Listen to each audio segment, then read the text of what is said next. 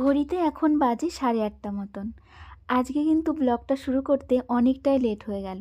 কেন বলো তো? কেন কি আজকে ঘুম থেকে উঠতেও কিন্তু আমার অনেকটা লেট হয়ে গেছিলো।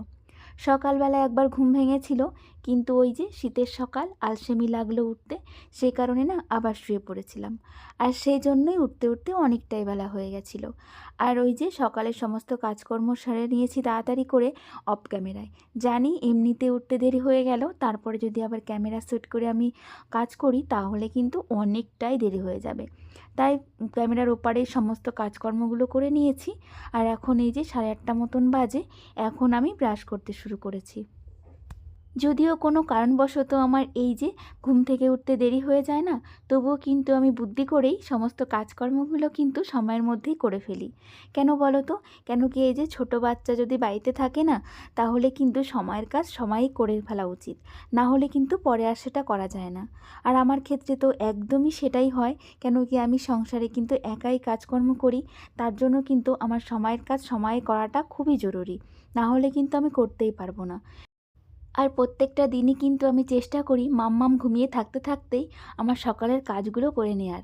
কেন কি মাম্মাম যখন ঘুম থেকে উঠবে তখন তো ওকে অনেকটা টাইম আমাকে দিতেই হবে, সেজন্য। তবে আজকে কিন্তু আমার অনেকটাই বেলা হয়ে গেছিলো ঘুম থেকে উঠতে, সেই কারণের জন্যই আমি কিন্তু অফ ক্যামেরায় সমস্ত কাজ একটু বুদ্ধি করে করে ফেলেছি। আর মাম্মাম কিন্তু এখনও ঘুম থেকে ওঠেনি। আর সেই কারণেই আমি ব্রাশটা করে নিলাম, আর এখন এই যে মুখটাও ধুয়ে নিচ্ছি।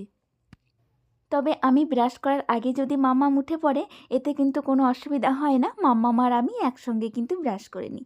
যেহেতু মাম্মাম এখনও ঘুম থেকে উঠলো না, সেহেতু আমি একাই ব্রাশ করে নিলাম। আর এখন নিজে একটু ফ্রেশও হয়ে নিচ্ছি। সংসারে কাজকর্ম করতে করতে কখনো কখনো এমন মনে হয় কি কেন যে 12 ঘন্টায় দিন হলো, 24 ঘন্টায় কেন হলো না বলো তো? 24 ঘন্টায় যদি দিন হতো তাহলে আমার ক্ষেত্রে না অনেক ভালো হতো। তাহলে আমার এই সংসারটাকে না আরও সুন্দর করে গুছিয়ে নিতে পারতাম, আরও সুন্দর করে পরিপাটি করে কাজকর্ম করতে পারতাম। আমি না সব সময় চেষ্টা করি এই সংসারটাকে গুছিয়ে রাখার, সুন্দর করে পরিপাটি করে সমস্ত কিছু টিপটপ করে রাখার। তবে কখনো কখনো ওই যে সময় করে উঠতে পারি না। আর এত সারাদিন কাজ করব, মানে একটা সেকেন্ডও বসবো না, তবুও যেন কি টাইমের সঙ্গে পেরেই উঠি না। কোথা দিয়ে যে টাইম চলে যায়, কোথা দিয়ে যে সকাল থেকে রাত হয়ে যায় বুঝতেই পারি না। তাই ভাবি কেন যে 24 ঘন্টা টাইম আমাকে দিল না, তাহলে ধীরে ধীরে সুন্দর করে আমি কাজগুলো পরিপাটি সুন্দর করে করতে পারতাম। তো এইদিকে এই যে আমি কিন্তু সকালের বাসি নাইটিটা ছেড়ে নিয়েছি। এবারে আমি পুজোর থালা বাসনগুলো কিন্তু মেজে নিচ্ছি। পুজোটা তো স্নানের পরেই দেব, তবে পুজোর সমস্ত কিছু কিন্তু আমি এখনই গুছিয়ে রাখবো। আর মাম্মাম তো এখনও ওঠেনি গো, তো সেই জন্যই এগুলো সুন্দর করে গুছিয়ে রাখছি, তাহলে দুপুরে স্নান করে তাড়াতাড়ি করে পুজোটা কিন্তু আমি দিয়ে দিতে পারবো। ডলি বনু কমেন্ট করেছো, বলেছো যে ভিডিওটা খুব ভালো লাগলো, আর বলেছো ঠান্ডা পড়েছে, মাম্মামের যেন খেয়াল রাখি। হ্যাঁ গো, মাম্মামের খেয়াল রাখছি, কিন্তু কি বলো তো, সত্যি কথা কি মাম্মামের কিন্তু একটু শরীরটা খারাপ হয়েছে গো। আর তুমি এও বলেছো যে তোমার ছেলের বয়স 3 বছর 4 মাস, আর তুমি তোমার ছেলেকে স্কুলে ভর্তি করেছো, আর আমি যেন তোমার ছেলেকে অনেকটা আশীর্বাদ করি।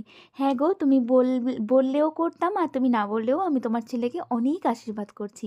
তোমার ছেলে যেন মানুষের মতন মানুষ হয় গো। সব বাবা মাই চায় কিন্তু তার সন্তান মানুষের মতন মানুষ হোক, লেখাপড়া শিখুক, বড় হোক।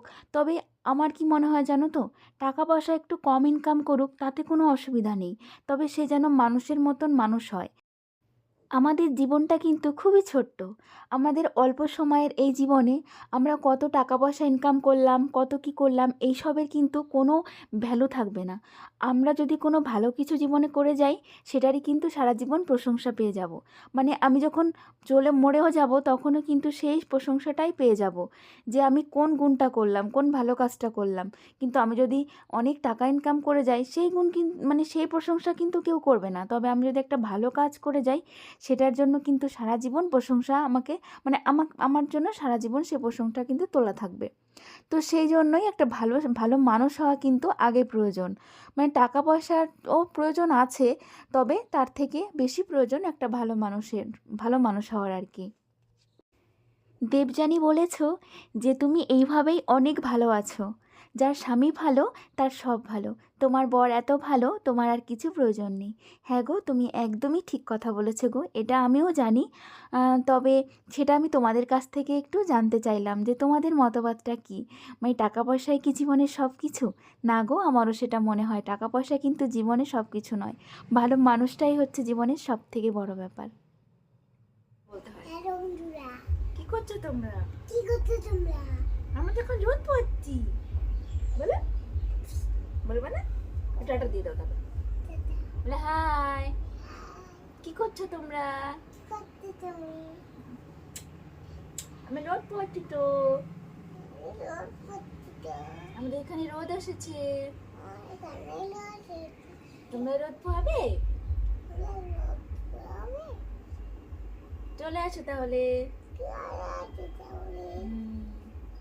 দেখো কত সুন্দর রোদ এসেছে।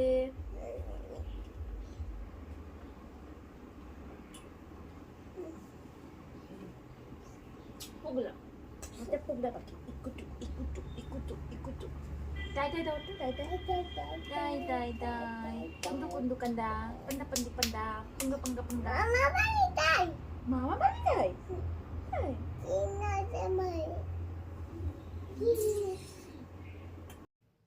আর এই তো দেখলে মাম্মাম সোনা সকালবেলা ঘুম থেকে উঠে পড়েছিল। আর মাম্মাম আর আমি এই যে বারান্দায় এখানে একটু সুন্দর রোদ আসে, সেখানে বসেই একটু মাম্মামকে আদর করছিলাম, একটু বসেছিলাম। সকালবেলা মাম্মাম কিন্তু সোজা আমার কাছেই আসে আর আমার একটু আদর খায়। তো সেই জন্য মাম্মামের মুডটাও একটু ঠিক করছিলাম। আর তখনই কিন্তু ওই বাড়ি থেকে মা ফোন করলো, বললো একটু পরেই দাদা আমাদের বাড়িতে আসছে, মানে ওরা সবাই আসছে। তো সেই জন্য আর আমার কিছু মানে ভিডিও করা হয়নি। তারপর একটু তড়িঘড়ি করে সমস্ত কিছু গোছানো করলাম। আর বরমশাইকেও ফোন করলাম যে একটু মাংস নিয়ে আসতে। তো সেই জন্য আর কিন্তু ভিডিও করা হয়নি। আর এই দেখো আমার সোনামা চলেও এসেছে, আর এই যে দিদির জন্য খাবার নিয়ে এসেছে। দেখেছো, দুই বোনের কিন্তু প্রচুর মিল গো। দেখো দুজনকে কিন্তু ভীষণ ভালোবাসে। আর মাম্মাম যখন থেকে শুনেছে যে ওরা আসবে তখন থেকে আমাকে পাগল করে দিচ্ছে, কখন আসবে কখন আসবে। মানে ওর গলা শুকিয়ে গেছে এরকম টাইপের আর কি। মানে 5 মিনিট 2 মিনিট পরপরই শুধু জিজ্ঞাসা করছে, ওর বাবাকে একবার আমাকে একবার, বাবাকে একবার আমাকে একবার। আর এই দেখো আনন্দে পুরো আত্মহারা হয়ে গেছে। আর ওর জন্যে কি খাবার নিয়ে এসেছে সেটা এখন দু বোনে মিলে এই যে ও একটা নিল আর দিদিকে একটা দিল। তো যাই হোক, এখন আবার এই যে আমি রান্না বান্না শুরু করে দিয়েছি। তো ওরা আসার আগে আমার স্নান পুজো সমস্ত কিছু দেওয়া হয়ে গেছিলো। আর এখন এই যে রান্নাও বসিয়ে দিয়েছি। আর এই যে বললাম না বরমাশাইকে একটু মাংস মানে আনতে বলেছিলাম। তো অল্প সময়ের মধ্যে কি আর করব, তাই ভাবলাম একটু মাংসই করে ফেলি। তো এই যে মাংসটা কিন্তু আমি এখন বসিয়ে দিয়েছি। আর সত্যি কথা বলতে কি বলো তো, বাড়িতে যদি কেউ আসে না, বড়দের থেকে কিন্তু ছোটদেরই বেশি আনন্দ হয়। আমরা যখন ছোট ছিলাম তখন কিন্তু আমরাও আমার মামা বাড়ির থেকে কেউ এলে বা কেউ যদি বেড়াতে আসতো না বাড়িতে, ভীষণ আনন্দ হতো। আর যাওয়ার সময় যে এত কষ্ট হতো কি বলবো। তো সেই রকমই জানো তো, এই যে আমার থেকে কিন্তু আমার মেয়ের বেশি আনন্দ হচ্ছে আমার বাড়িতে কেউ এলে। তো যাই হোক, এই যে মাংসটা কিন্তু আমি এখন কষিয়ে নিচ্ছি। আর আমি কিন্তু এইভাবেই মাংস রান্না করি, তোমাদেরকেও মানে আগেও দেখিয়েছি আর এখনও দেখাচ্ছি। আর এইভাবে কিন্তু মাংসটা অনেকটাই টেস্ট হয়। আর এই যে মাংসটা ওইদিকে কষাতে কষাতে এইদিকে আবার ডালটাও সম্বারা দিয়ে দিলাম। ডালটা আগে আমি ইন্ডাকশানে ভালো করে সিটি মেরে ফুটিয়ে নিয়েছিলাম। আর এখন এই যে দেখো ডাল রান্না করছি, আর ডালটা সম্বারাও দিয়ে দিলাম। আগের দিন ব্লগে আমি যে পুজো দেওয়াটা দেখিয়েছিলাম, তাতে করে লিপি রায় বুনু আমাকে কমেন্টস করেছে, দিদিভাই তুমি সুন্দর করে বসে পুজো দিলে। হ্যাঁ গো, আমি কিন্তু ছোটোবেলার থেকেই পুজো দিই জানো তো। বিয়ের আগে ও বাড়িতেও কিন্তু আমি পুজো দিতাম। যেহেতু মাও একা ছিল, সেহেতু মা না সমস্ত কাজকর্ম করে পুজোটা দিতে মানে মার একটু কষ্ট হতো, সেই জন্য কিন্তু পুজোটা আমি ও বাড়িতে আমিই দিতাম। ওই জন্য ছোটোবেলা থেকেই কিন্তু আমি পুজোটা দিয়ে থাকি। আর এই যে দেখো আজকে রান্নাবান্না করেছি, ওই যে বেগুন ভাজা করেছি, আর এইদিকে যেটা হচ্ছে মুসুরির ডাল করেছি পেঁয়াজ দিয়ে, রাঁধুনি সম্বরা দিয়ে আমি করেছি মুসুরির ডাল। আর এদিকে সকালে যে ভেন্ডি ভাজা করেছিলাম সেটা একটু রয়ে গেছে, সেটাও দিয়ে মানে রেখে দিয়েছিলাম। আর এদিকে রয়েছে মাংস, ব্যাস এইটাই করেছি বলো, এত তাড়াহুড়ার মধ্যে আর কি করব। আর মামামকে নিয়ে না আমি অত পারিও না, তাই এই সিম্পলের মধ্যে এইটুকুই খাবার আজকে রান্না করেছি। আর এটা দিয়েই এখন সবাইকে ভাত দিয়ে দেবো আর কি। আর এরপরে একবারে চলে এলাম সন্ধ্যার সময়, এখন এই যে সন্ধ্যা দিয়ে দেব। আর দাদারা এখনও যায়নি, ওরা চলে যাবে, থাকবে না আজকে, যেহেতু বাবার তো শরীর খারাপ, সেজন্য ওরা রাত কোথাও থাকে না, একটু ঘুরতে এসেছিল। অনেক দিন কোথাও বেরোয় না, তো বাড়িতে থাকতে থাকতে মানে একটা বোরিংনেস চলে আসে, তো সেই জন্য একটু এসেছিল। তবে মানে বেশি দূর না তো আমাদের বাড়ি থেকে, তার জন্য সন্ধ্যার পরেই যাবে। আর এখন আমি এই যে ওই জন্য সন্ধ্যাটা দিয়ে নিচ্ছি। আর দুই মাম্মামি কিন্তু আমার কাছে রয়েছে, ওরা এই ঘরে বসে, আমি মানে যেখানে ওরাও সেখানে। তো এখানে আমি সন্ধ্যা দিচ্ছিলাম, আর ওখানে ওরা খাটের উপর বসে বসে দুষ্টুমি করছিল, খেলা করছিল, বেশ ভালোই লাগছিল। আর মাম্মামের তো আজকে আমার কথা মনেই নেই, যেহেতু বুনুকে পেয়ে গেছে, সেহেতু আর ওরা আজকে আমার কথা মনেই পড়ছে না। ও একদম আনন্দে দুজনে খেলা করে যাচ্ছে। আর সন্ধ্যা দেওয়ার পরে আমি এদিকে একটু চা বসিয়ে দিলাম, একটু দুধ চাই বসিয়েছি।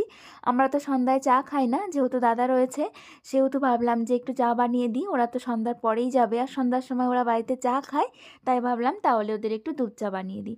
দুধ যেহেতু রয়েছেই, সেহেতু আর র চা কেন বানাবো, একটু দুধ চাই করে দিই। আর এই যে চাটা বসিয়েও দিয়েছি। আর সকাল থেকেই জানো তো মাম্মামের আজকে শরীরটা একটু খারাপ আছে, মানে একটু ঠান্ডা লেগেছে, একটু মানে একটু বিরক্তও করছে, তবে বুনুকে পেয়ে না সেটা ভুলে গেছে। তবে সকালের দিকে একটু খ্যান করছিল, এখন তো একটু ভালোই আছে, যেহেতু খেলার সঙ্গী পেয়েছে সেই জন্য। চা কিন্তু 2 কাপই বানিয়েছি, কেন কি আমরা এখন চা খাবো না, বরমশাই তো চা খেতেই চায় না, আর আমারও সন্ধ্যার সময় চা খাওয়ার কোনো নেশা নেই, সেই জন্য 2 কাপই বানিয়েছি, ওদের দুজনকেই দেবো। নেহা বুনু, তুমি আমাকে আজকে একটা অনেক বড় কমেন্টস করেছো।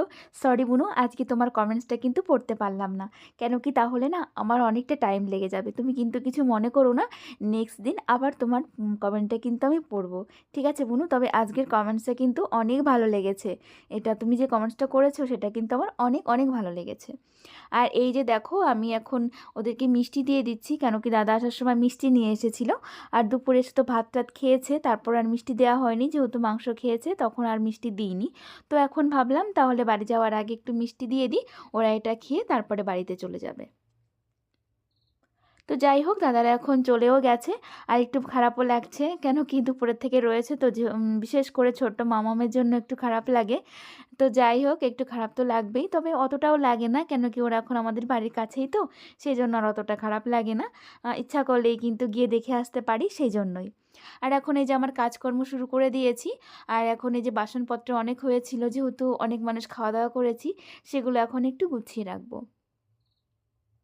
তবে মাম্মাম একটু বিরক্ত করছে, ওরা চলে গেছে তো সেই জন্য। তবে আমাদের বাড়ি যেই আসুক না কেন, মাম্মাম কিন্তু খুব বিরক্ত করে। তবে যখন মা আসে না তখন খুবই মানে কান্নাকাটি করে, তবে আজকে একটু কমই বিরক্ত করেছে। তবে মা যেদিন আসে সেদিন এত কান্না করে, এত কান্না করে, কি বলবো, আমি কিন্তু ওকে মানে ঠিক রাখতে পারি না। আর এই দেখো বললাম না মাম্মামের একটু শরীরটা খারাপ করেছে, তো ওরা চলে যাওয়ার পরেই কিন্তু মাম্মামের আবার শরীরটা খারাপ লাগছিল, ও শুয়েছিল দেখো। আর আমি দেখছিলাম যে গাটা গরম হয়েছে নাকি, তো দেখছি একটু হালকা হালকা না গা গরম হয়েছে। আর শীতের দিনে এমনিতেই দেখবে সবার মানে গাটা এমনি ম্যাচ ম্যাচ করে আর গরম গরম লাগে। তো ও তো বাচ্চা মানুষ, ও বলতে পারছে না ওর কেমন শরীর খারাপ লাগছে, তবে আমার মনে হচ্ছে একটু মাম্মামের খারাপই লাগছে। আর এই দেখো আমি ওষুধ খাওয়াতে যাব, আর ও খাবে না বলে এরকম করে দেখো এই যে কম্বলটা দিয়ে মুখ ঢেকে নিয়েছে। তো যাই হোক, অনেক বুঝিয়ে টুজিয়ে তারপরে এই যে ওষুধটা খাইয়ে দিলাম। তবে মাম্মামকে 2-1 বার বোঝালেই কিন্তু ওষুধটা খেয়ে নেয়। তো এই যে ওষুধটা খাইয়ে এখন একটু মাম্মামকে নিয়ে একটু আমি থাকবো, কারণ কি আর বাইরে যাব না, এখন ওর শরীরটা খারাপ, তো সেই জন্য ভাবলাম যে মাম্মামকে নিয়েই এখন আমি সময়টা কাটিয়ে দিই। তবে চলো আজকের ব্লগটা এখানেই শেষ করি, তোমরা সবাই ভালো থেকো, আমরাও ভালো আছি, তোমাদের সবাইকে টাটা অ্যান্ড গুড নাইট।